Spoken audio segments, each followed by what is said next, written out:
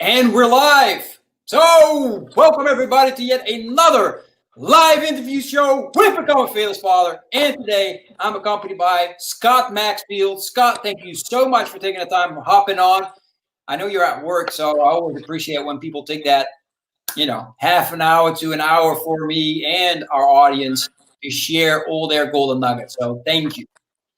All right, let's get this right away kicked off, right? And my audience right now knows it's first going to be a question. And man, I got to tell you, like I had a couple of coaching calls today. I did some yesterday, and I've noticed that when people start with me, like the biggest challenge that they're having, but they don't talk about is clarity, right? They have no idea what they want, where they want to go, let alone understand how they're going to get there, right? Yeah. And we all know as coaches, like the most important thing is have clarity first, so you know exactly where you have to be, right? Now I know you're a clarity coach, so I'm really dying to hear from you. What's your strategy of gaining clarity, right? So my strategy is basically you break your goals down. So you've always got a bigger vision, but you have to break that vision down into smaller goals to achieve every week and stay consistent with it. Now, at first, before I found a coach, I wasn't doing this, and then I had a big vision, and I thought I understood how to break down my goals. But until I started working with him, I didn't know how to do it properly, and since then, I've now broken down into smaller goals, and I'm achieving more in that space of short time working with him than I did probably for that last whole year. Yeah, so what you're saying is clarity is good, but you got to make sure that you bring it back and make sure that you have clarity of, okay, what do I have to do today to make that step towards reaching that vision? Is that correct? Did I understand that? Yeah, that's it. Nice. Spot on. That's it. Nice, man. That's beautiful. So, Scott, man, before we dive into all the other questions, right? Share with me real quick your background story. And for us fellow entrepreneurs, right, I always find it important to share with us what's your marital status, how many kids do you have, and all that good stuff, right? So I'm now single. Mm-hmm. It happened about this time last year. Basically, I broke up with my partner due to me not being present with her, and for me just being at home all the time was enough, and it didn't work. So this time last year, she asked me to leave, which I did, which hit me hard. So I wanted to explore the reasons why, because I didn't think I was that bad. But then when I delved deeper into it, it was more my background and the way my mindset was, and just not being present with her, that drew me to where I am today.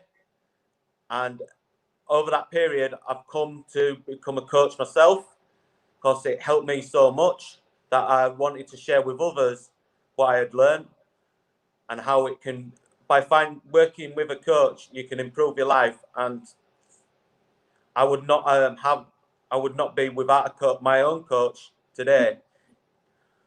Exactly. Looking back, whereas before I didn't understand the benefits of having a coach. Exactly. Love that. Now, I know you got a son, Josh, right? How old is he? Yeah, 10, 11? he's now 8. 8. Oh, man, I'm off. Uh, That's awesome, man. That's awesome. So one of the things you mentioned, like you figured out it was your background. What do you mean by that?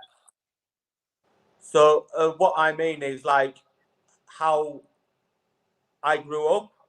Like I grew up with my dad separated from my mum, and I went to live with my dad, and I stayed there, and I just followed his path. And he's not got relationships like I wanted. He changes from one to the next, or can't hold them down, and I didn't want that for me and my son. But it is what it is, and I will learn from that, and the next person will benefit from my mistakes in the first place. Exactly. Yeah, that makes perfect sense, right? So what you're saying is like you saw what how your dad was, how your dad raised you, and you learned from that, and you're applying that now in your own life. Did I say that correctly? No, basically, what I followed, what he's like his footsteps, and I've realised that's Mm. because of how he was and cold and not very loving, and it stemmed through me. But now I've changed the way I think, the way I am, and I would never show emotion, whether it was to Josh or to his mother, and that was my biggest downfall. But it's probably because I never seen that. I never got that from my father, so it embedded in me. But I wanted to know the reasons why my relationship broke down, so I went searching, and that is one of the main reasons why it did. So now I've learned to open up a lot more and doing things which I stepped outside my comfort zone because it was easier not to show my feelings or to be very hard. But it's probably going to benefit Josh because I am totally different now with him. So my presence, when I have him, I make sure my presence is on him and everything goes away. And then when I'm not with him, that's my time to expand my business and work on, like I am at the moment at work, because I don't have him. But if I had the opportunity to go collect him today, I would be straight away there for him. Exactly. Drop everything, right? Yeah. I'm out. Yeah, I understand that one. I did that today. I just told right before we went on, people. I just told them. I said I just spent an hour in the playground running around with a ball and playing with not just my kids, but like 10 other kids, just going nuts. I think that's the beauty of being a dad is Yeah. finding your inner child again and just going nuts, right? So. I mean, that's really great. So a lot of dads, right? A lot of men, they are stuck and then believe like, okay, this is who I am, right? And everybody has to accept that. Now you took a step and saying like, yeah, I know that I was a person that wasn't showing his feelings, but you see other people change, so you thought, hey, I can change as well, right? Yeah. What are those steps to make sure that that you start that change, right? What steps did I do? Basically, I started looking. I used the internet to look and find out why. I asked her questions, why it all went that way. And she says, because you wasn't there, kind of thing. I was there, but I wasn't there, as in the feelings. So I wanted to know why other people's relationships were working and mine didn't.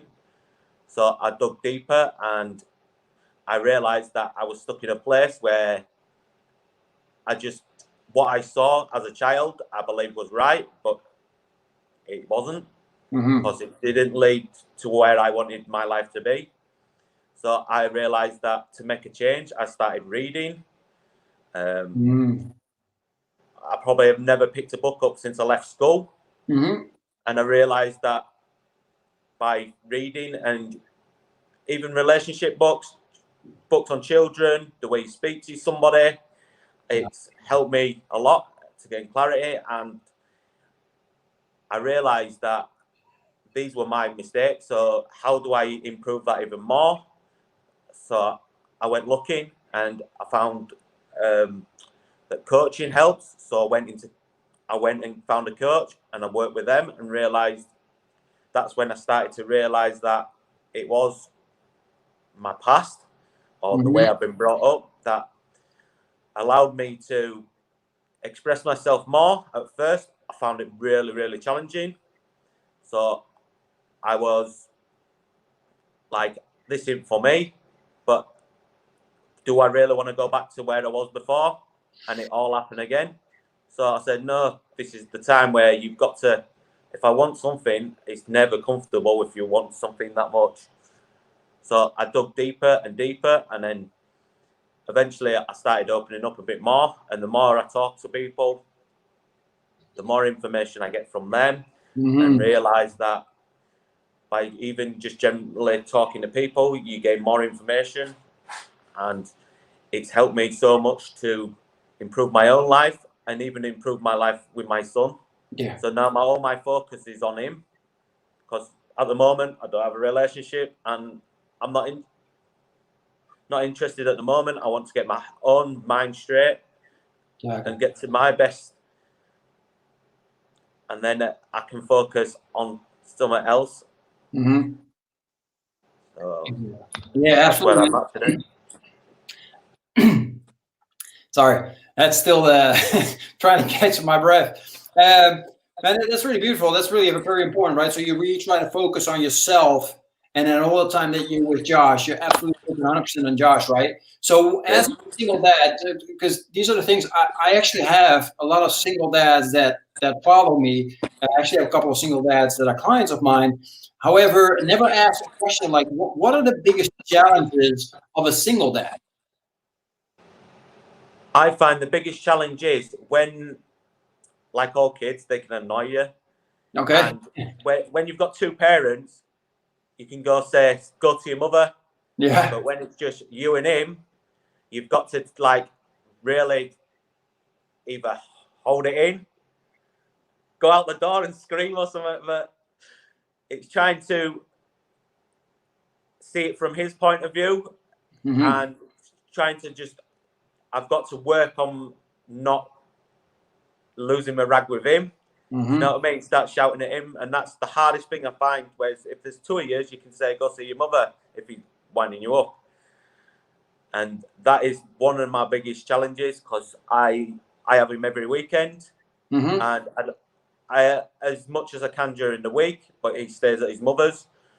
But over the weekend, they can be quite challenging. But I just find if I word things different with him, it helps me a lot and helps him. So, yeah, that's what I've noticed lately. If I change the way I word stuff, or I try not to incorporate how I was brought up or how I was taught to when I was a child, which is working a lot better for me now, that I don't speak to him the way I got spoke to, because I was taught. Basically, I was told what to do. Whereas now I try and challenge him and tweak. I would say, talk to him and make it out like we're doing this together or something like that, rather than it's my way or no way. Do you know what I mean? That's my biggest challenge.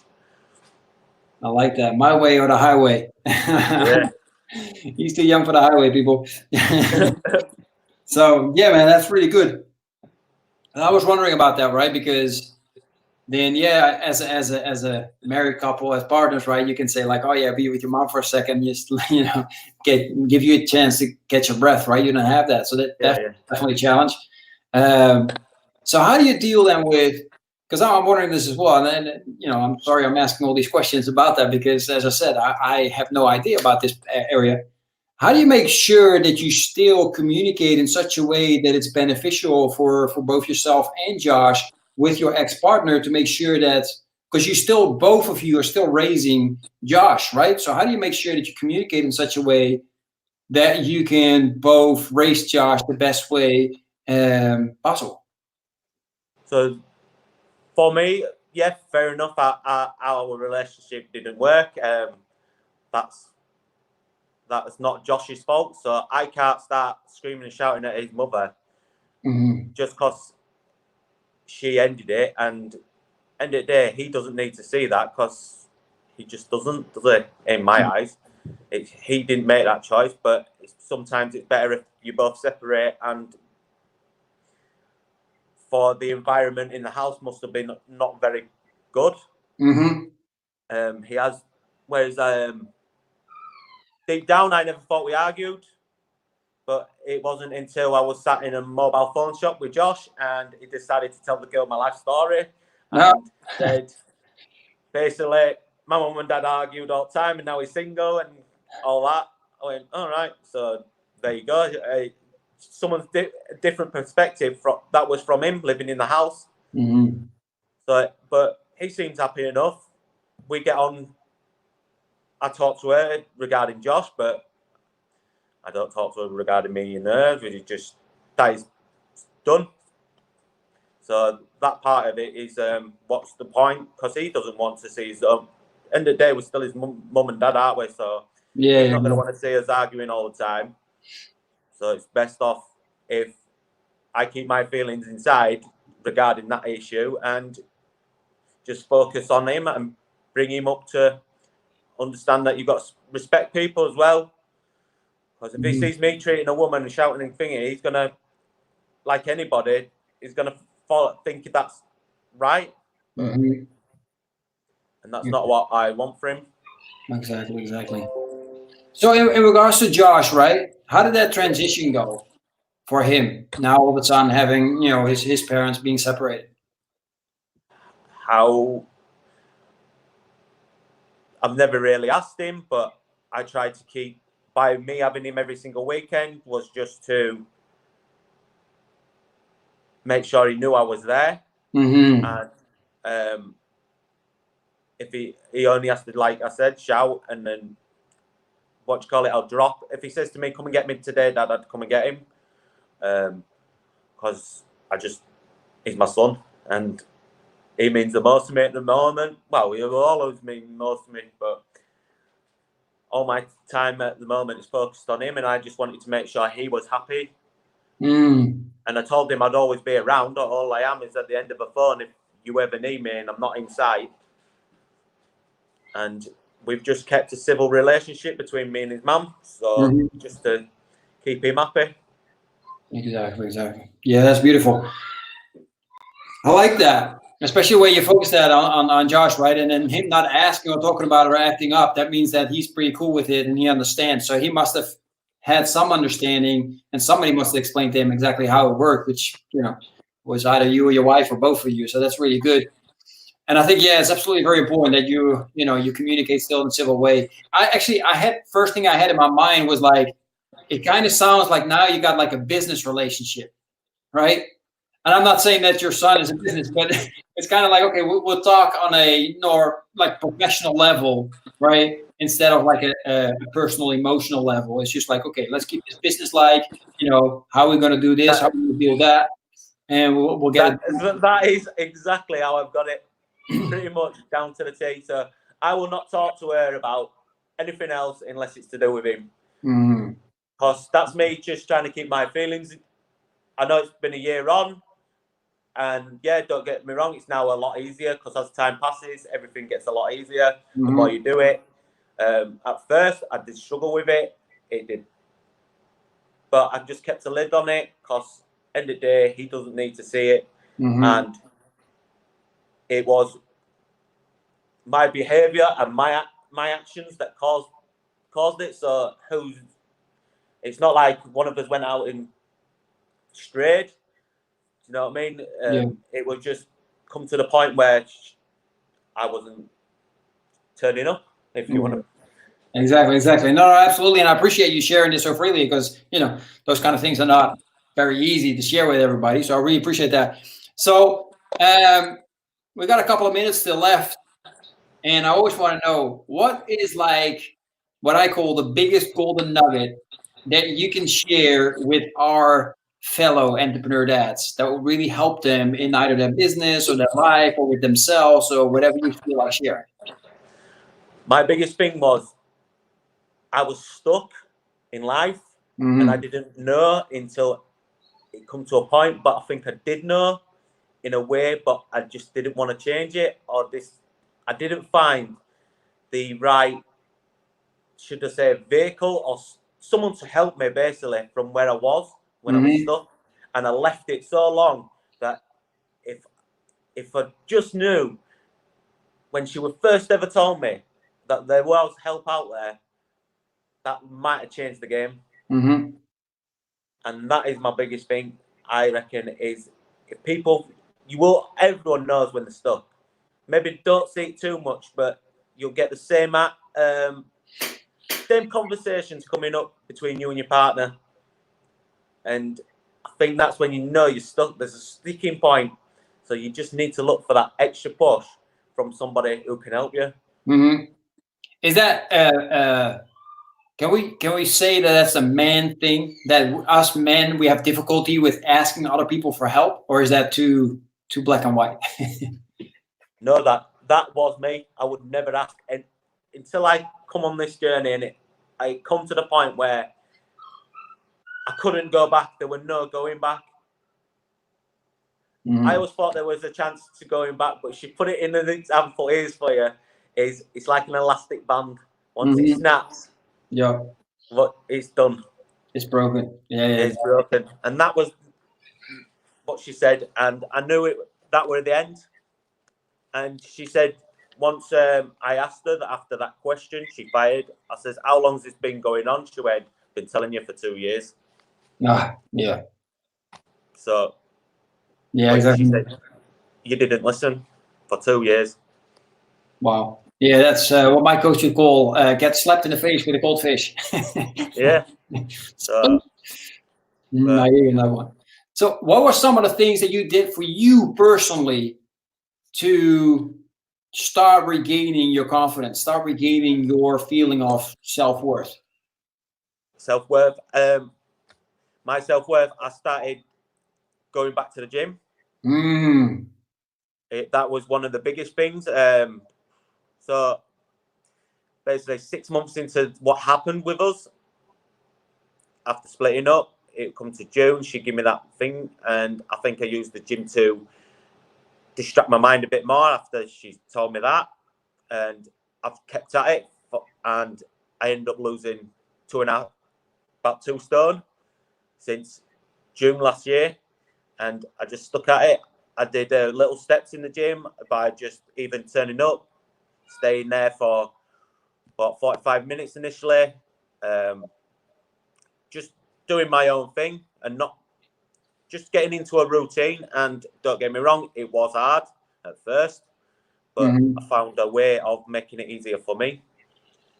And then now I've got my own routine. I found someone else to help me in the gym now, because they understand more. And just there's another example. I'm working with someone in the gym, and it's just someone pushing you a little bit extra. So in theory, it's like having another coach in it. Yeah, absolutely. Me in the gym, whereas I've used coaches for my personal life. You could use coaches for every area of your life, really.